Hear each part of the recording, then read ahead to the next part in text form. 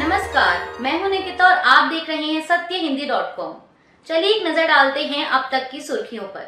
देश में हाल ही में संपन्न हुए लोकसभा चुनाव के बाद अब 7 राज्यों की 13 विधानसभा सीटों पर उपचुनाव हो रहा है।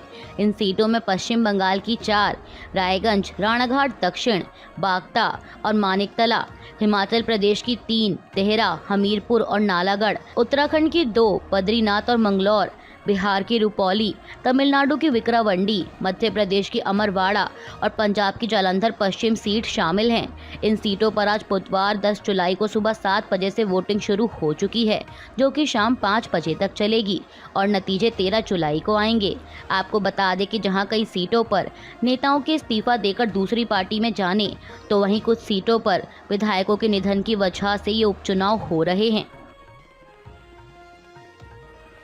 हाथरस भगदड़ घटना के बाद केंद्रीय मंत्री रामदास अठावले ने कल मंगलवार को हाथरस का दौरा किया। पीड़ित परिजनों से मिलने पहुंचे केंद्रीय मंत्री ने कहा कि स्वयंभू संत सूरजपाल उर्फ भोले बाबा को हाथरस भगदड़ पीड़ितों के परिवारों को वित्तीय मदद देनी चाहिए। इसके साथ ही उन्होंने ये भी कहा कि पीड़ितों के प्रत्येक परिवार के एक व्यक्ति को यूपी सरकार द्वारा नौकरी दी जानी चाहिए।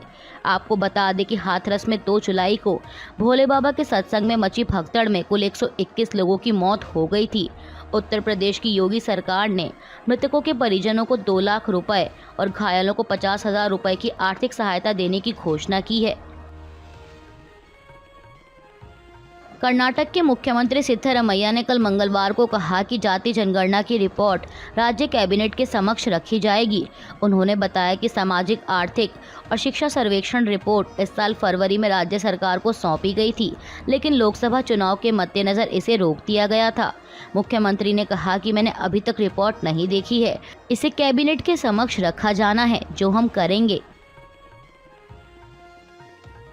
कल मंगलवार शाम महाराष्ट्र सरकार द्वारा आरक्षण के मुद्दे पर बुलाई गई सर्वदलीय बैठक में महाविकास अघाड़ी ने हिस्सा नहीं लिया।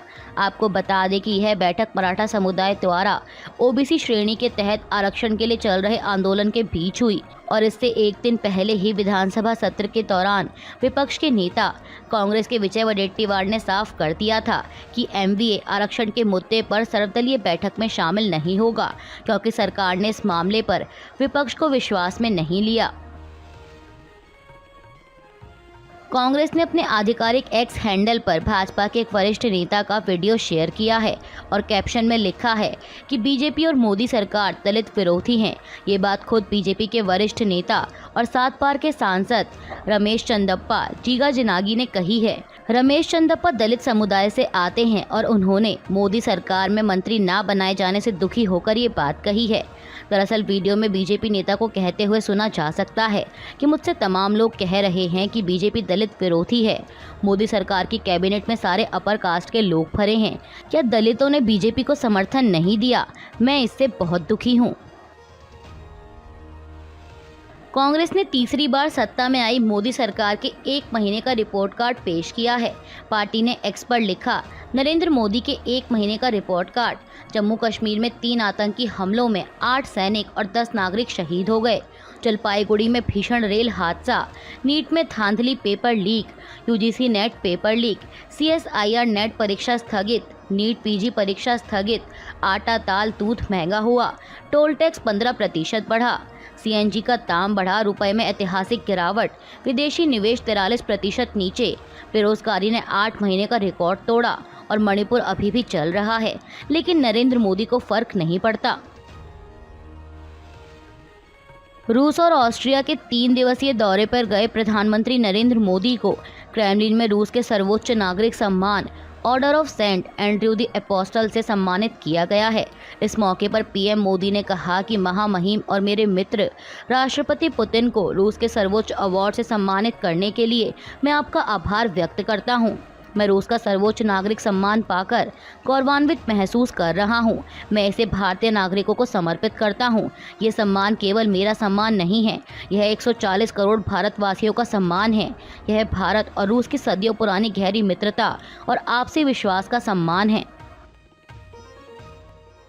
प्रधानमंत्री मोदी की रूस यात्रा के दौरान भारत और रूस ने आपसी व्यापार को वर्ष 2030 तक 100 अरब अमेरिकी डॉलर से अधिक पहुंचाने पर सहमति जताई है। यह लक्ष्य निवेश को बढ़ावा देकर आपसी व्यापार के लिए राष्ट्रीय मुद्राओं के उपयोग और ऊर्जा से लेकर कृषि एवं बुनियादी ढांचा क्षेत्रों में सहयोग बढ़ाकर हासिल किया जाएगा। दोनों देशों ने सहयोग के 9 प्रमुख क्षेत्रों पर सहमति व्यक्त की। इनमें व्यापार, राष्ट्रीय मुद्राओं का उपयोग करके व्यापार निपटान, उत्तर दक्षिण परिवहन गलियारे जैसे नए मार्गों के जरिए माल परिवहन कारोबार में वृद्धि शामिल है। सहयोग के अन्य क्षेत्रों में कृषि उत्पादों, खाद्य और उर्वरक व्यापार में वृद्धि, परमाणु ऊर्जा सहित ऊर्जा क्षेत्र में सहयोग को मजबूत करना, बुनियादी ढांचे के विकास के लिए बातचीत को मजबूत करना, डिजिटल अर्थव्यवस्था में निवेश और संयुक्त परियोजनाओं को बढ़ावा देना, दवाओं की आपूर्ति में सहयोग और मानवीय सहयोग को प्रोत्साहन शामिल है। रूस के बाद अब प्रधानमंत्री मोदी अपनी यात्रा के दूसरे चरण के लिए वियना पहुंचे। यहां ऑस्ट्रियाई चांसलर कार्ल नेहमर ने प्रधानमंत्री मोदी का स्वागत किया। उन्होंने एक्स पर इसकी एक तस्वीर शेयर करते हुए लिखा, प्रधानमंत्री नरेंद्र मोदी, वियना में आपका स्वागत है। ऑस्ट्रिया में आपका स्वागत करना खुशी और सम्मान की बात है। ऑस्ट्रिया और भारत मित्र और साझेदार हैं और मैं आपकी यात्रा के दौरान हमारी राजनीतिक और आर्थिक चर्चाओं की प्रतीक्षा कर रहा हूं। वहीं पीएम मोदी ने इस ट्वीट को रीपोस्ट करते हुए लिखा, चांसलर कार्ल नेहमर, वियना में आपसे मिलकर खुशी हुई। भारत ऑस्ट्रिया की दोस्ती मजबूत है और आने वाले समय में यह और भी मजबूत होगी। जम्मू कश्मीर के कठुआ में सुरक्षा बलों के वाहनों पर हुए आतंकी हमले में 5 जवान शहीद हो गए। यह 5 सैन्यकर्मी उत्तराखंड के थे।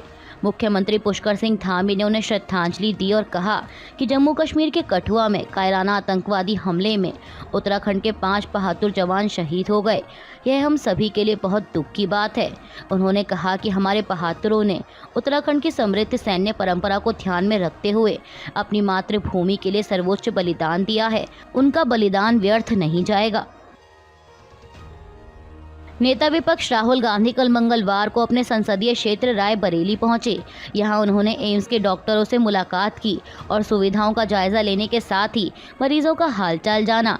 इसके साथ ही राहुल गांधी ने शहीद कैप्टन अंशुमन सिंह के परिजनों से भी मुलाकात की।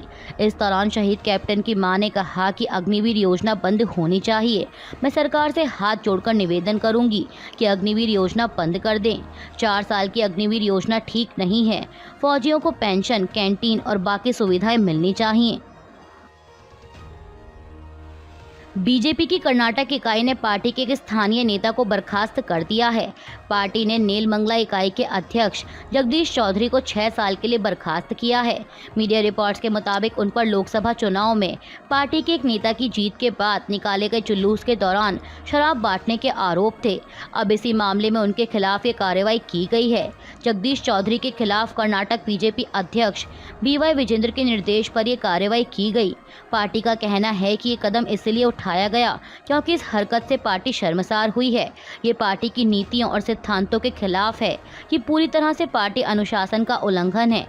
आपको बता दें कि नेलमंगला चिकबल्लापुर लोकसभा क्षेत्र का हिस्सा है और यहां से पूर्व मंत्री और बीजेपी नेता डॉक्टर के सुधाकर ने लोकसभा चुनाव में जीत हासिल की है।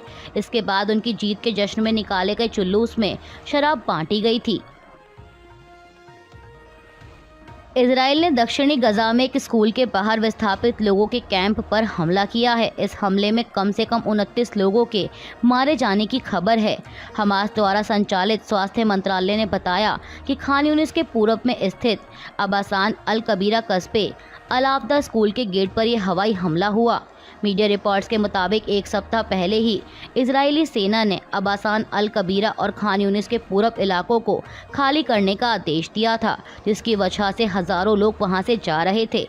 वहीं अब इजरायली सेना ने कहा है कि इस हमले में अल आफ्दा स्कूल के पास ही विस्थापित लोगों के कैंप में नागरिकों के हताहत होने की खबरों की जांच हो रही है।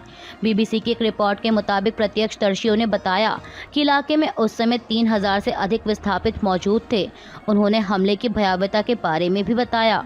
आपको बता दें कि बीते साल 7 अक्टूबर को हमास द्वारा इजराइल पर हमला किया गया था, जिसमें 1200 लोग मारे गए और 251 लोगों को बंधक बनाकर गजा ले जाया गया। हमास द्वारा संचालित स्वास्थ्य मंत्रालय के अनुसार इसके बाद शुरू हुई इजराइल की सैन्य कार्रवाई में अब तक 38,240 लोग मारे जा चुके हैं।